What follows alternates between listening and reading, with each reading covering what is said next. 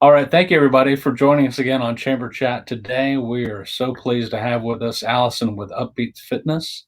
Allison is a pretty new member to the Chamber, but we are thrilled to learn a little bit more about her story and the story of Upbeats. And Allison, thank you for joining us today. And if you don't mind, can you just kind of tell us what is your story? How did you get started in this business and how did you journey here? Yeah, thank you, Jason, for having me. So I own Upbeats Fitness Studio in Ballard. We opened last year, end of November, so new to the chamber, but also just a new business as well. And we offer really fun and unique group fitness classes. Most of them we move to the beat of the music, and we have a super fun community here that's growing as well. So my kind of story with this business started probably similar to a lot of people. I moved to Seattle for a job in e-commerce.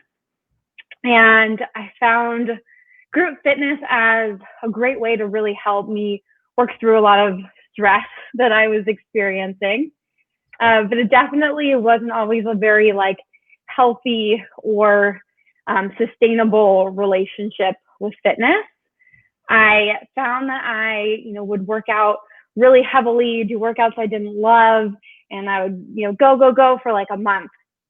And then Seattle, the weather would change or work would get a little crazy or, just something that was a great reason to kind of let this routine derail.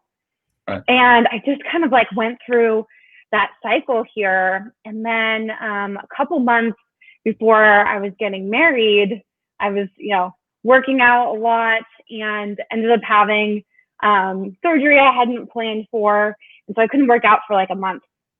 Because they're like, oh my gosh, so the worst thing ever. How am I ever going to fit in my wedding dress and, definite bride moments. And then I was like, oh, this is kind of nice. I don't have to go and do these workouts I felt like I had to do.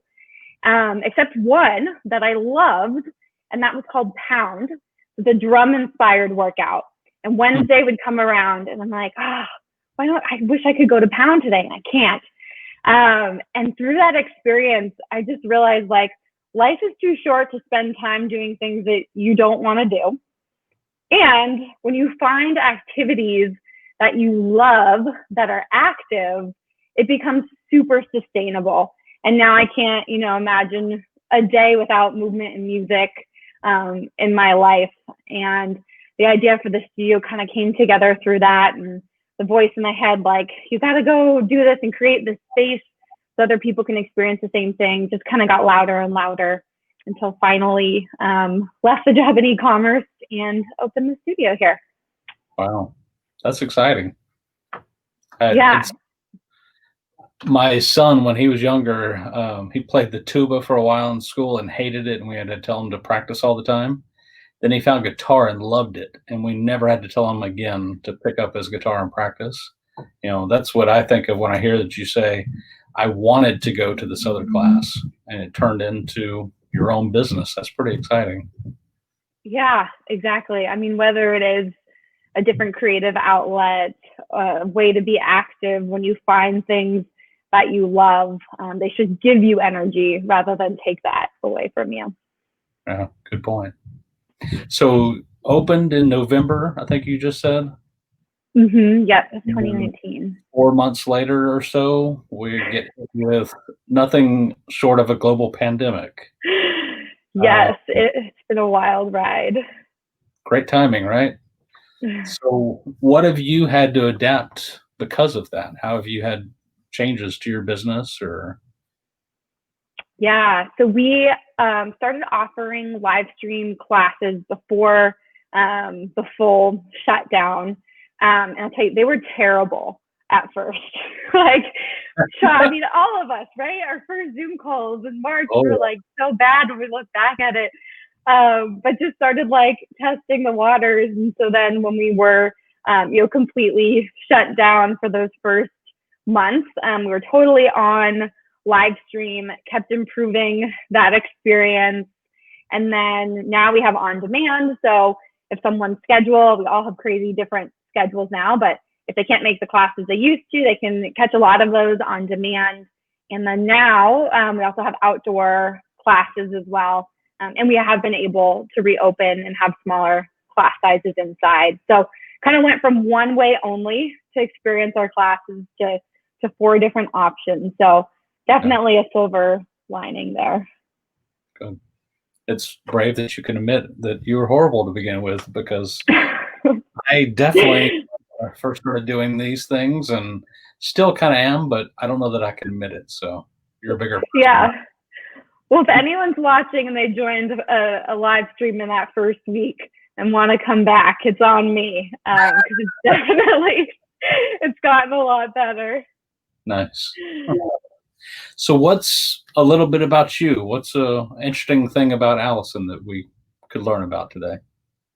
Yeah, well, what's funny is my kind of fun fact was always that I taught a drum-inspired workout in the nights and weekends, and I am like very much an introvert, which you would never know if you've taken one of my classes before.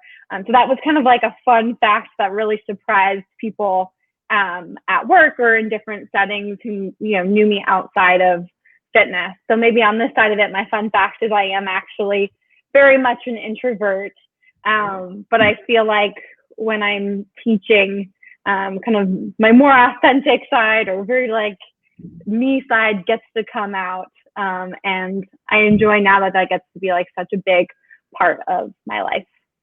Interesting. So it turns on, something turns on inside of you when you start doing these classes, it sounds like. Yeah, and I'd also say this way, I was just talking to another instructor about this yesterday. I think when you're working out in general, it's a great time because your brain can't think about a lot of what's consuming it normally, which is why I feel like I kind of found fitness when I first started my career here in Seattle. But as an instructor, it's even more of that. Like you are so busy thinking about what's going on, what's coming up next, watching everybody and making sure they're doing things safely, that really your brain cannot think about anything else. And it's so amazing to get to be present in that moment, because there's not a lot of like other things I do in life where I get to be so present like that. That's great. Nice.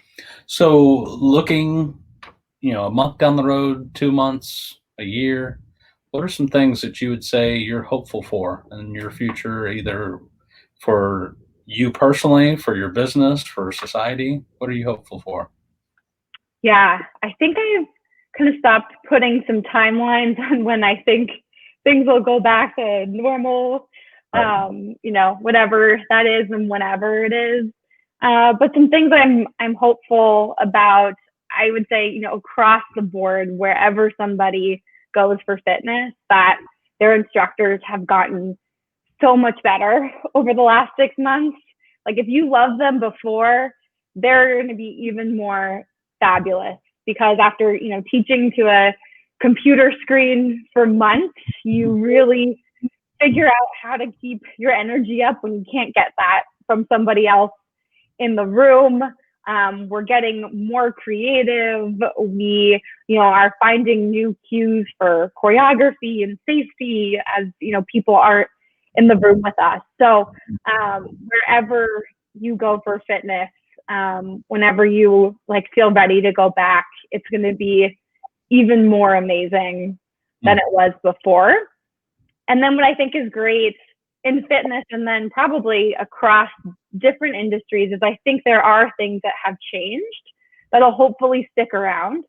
So for us, that's, the fact that we have these online options, and I'm looking forward to having more people back in the room and having more personal connection. But I think it'll be great that a lot of that will probably stick around, to where you'll have more flexibility to kind of join from wherever you are. Yeah, it's hard to imagine not having some aspect of this virtual post-COVID. Yeah. Good parts of it, at least. Yeah, I agree. And even we joined a virtual wedding over the weekend. I was like, wow, there's definitely going to be weddings in the future that we can't, make for whatever reasons outside of COVID. How amazing to be able to experience maybe those online as well. So I hope across the board that this kind of opens up some new digital opportunities for everybody. Absolutely. That's a good point. Well, before we say goodbye, if you don't mind, remind people that are watching how to find you, your physical location, your website, social, how they can follow you, all those kind of things. Yeah, so our studio is located on Leary in Ballard, kind of in the brewery district. You can find our website is upbeatsfitness.com, and then on Instagram at upbeatsfitness. And that's Upbeats plural, correct? Yep, Upbeats with an S. Awesome.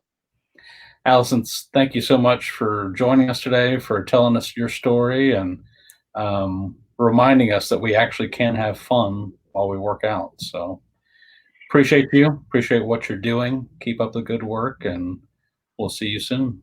Sounds good. Thank you, Jason, and thanks for everything you do for the business community as well. Absolutely. Take care. Bye.